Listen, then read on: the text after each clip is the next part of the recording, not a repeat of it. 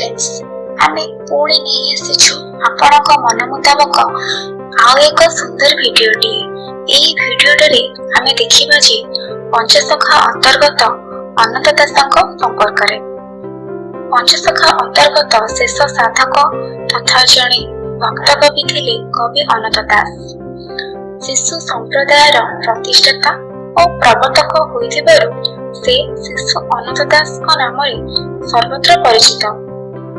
शिशु अनंत दास प्रवर्तित संप्रदाय को उपाधि अनुसायी शिशु संप्रदाय बोली कहुला एवं एही संप्रदायर वैष्णव माने शिशु वैष्णव भावे परिचित थिले।